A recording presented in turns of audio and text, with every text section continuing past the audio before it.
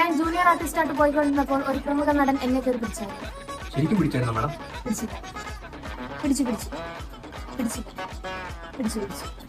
എന്റെ ഫേസ് ഒക്കെ കാണുന്നുണ്ടോ? ഇല്ല മാഡം, അത് സർവൈസ് കാണിക്കാൻ. ഫേസ് കാണിക്കാൻ പറ്റാതെ എനിക്ക് ഇന്റർവ്യൂവിന് താല്പര്യമില്ല. മാഡം ഹേമ കമ്മിറ്റി റിപ്പോർട്ടിൽ പുതിയ പരിസ്ഥിതി പ്രമുഖ നടൻ മെഴി പിടിക്കാറ്. അപ്പൊ മുല്ലപ്പെരിയാറോ? മുല്ലപ്പെരിയാർ പൊട്ടിയില്ലല്ലോ, പെട്ടെന്ന്. വയനാട്ടിൽ ഇത്ര വെള്ളപ്പൊക്കെ കിടന്നേ. വയനാട്ടിൽ വെള്ളപ്പൊക്കം മാത്രമല്ലോ, അത് ഇപ്പൊ ഹേമ കമ്മിറ്റി പറഞ്ഞു പെട്ടെന്ന്. ഷൈനെ, സീമ കമ്മിറ്റി റിപ്പോർട്ടിനെ കുറിച്ച് എന്താ അഭിപ്രായം? അവൾ കമ്മിറ്റിയിലേക്ക് കയറിയോ? അവൾ അടിപൊളി കൊച്ചാണ്. ഞാനും ഇടയ്ക്ക് ചില്ല് ചെയ്യാറുണ്ട്. പിന്നെ ചില്ല് ചെയ്യാൻ താല്പര്യമുണ്ട്. ഒരു ഫ്ലാറ്റ് ഉണ്ട്, കയറി വായോ. ഞാനൊരു സ്റ്റോറി ഇടട്ടെ. ജോർജ് കുട്ടി, ഞാനും ഗീതയും നാളെ അമേരിക്കയ്ക്ക് പോവാം. ഇതൊക്കെ എന്തിനാ സാറേ എന്നോട് പറയുന്നേ?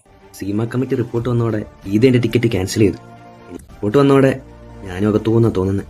അതിനു മുമ്പ് വരുണന്റെ ചിതാപപ്സ് ഭസ്മൊന്ന് കിട്ടിയിരുന്നെങ്കിൽ ഇതിക്കറിയും കൂടെ കഴിക്കാൻ പോകായിരുന്നു. താങ്കൾ വലിയൊരു മനുഷ്യനാണ്. സീമ കമ്മിറ്റി റിപ്പോർട്ട് എന്നെയും കുഞ്ഞുമേയും ബാധിച്ചിരിക്കുന്നു. അടുത്ത ബിഗ് ബോസ് സീസണിൽ ഞാൻ ഉണ്ടാവുന്നതിന് സംശയം. അതുകൊണ്ട് ഈ രഹസ്യം എന്നോടൊപ്പം തന്നെ മണ്ണേണ്ടി സവാരിഗിരിയെ